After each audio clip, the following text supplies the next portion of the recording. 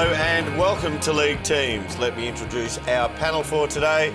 Tony Shaw, Dermot, David Parkin, Doan, and Big Barry Hall on the end. G'day, Doan. How are Hey you? Baz, how are you? Boys, as we know, it's the biggest week in footy as the eyes of the country turn to the MCG and the AFL Grand Final. And of course, all of those eyes will be on a surprise inclusion which Fox Footy exclusively unveiled earlier this week. Let's look back on how they broke the news.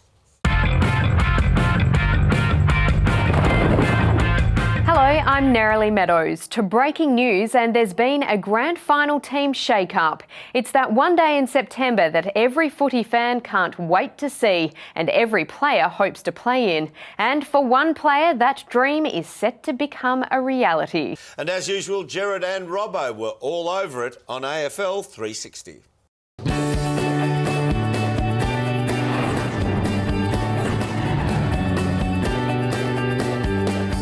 I'm Gerard Waitley, he's Mark Robinson. This is AFL 360 and that is footy from all angles. So the AFL Grand Final, it dominates discussions at the moment, but the agenda is set by the shock inclusion, the remarkable story of an unknown player who's come into the favourite to take the Premiership Cup home. That's right, Gerard. I suppose the front page of the Herald Sun says it all. There it is there. What a story. You wrote this story, Robbo, and to read it was to think of a player completely unknown until this moment who set out onto the MCG. And I wouldn't normally say this, but the fate of the grand final is in this player's hands. That's putting pressure on this kid, Gerard, but how exciting is it going to be? The biggest day on the AFL calendar, it is the AFL Grand Final. It happens this weekend, but what's been labelled as an astonishing last-minute move, there was a young lady coming into the team for her first game. Here she is on screen here.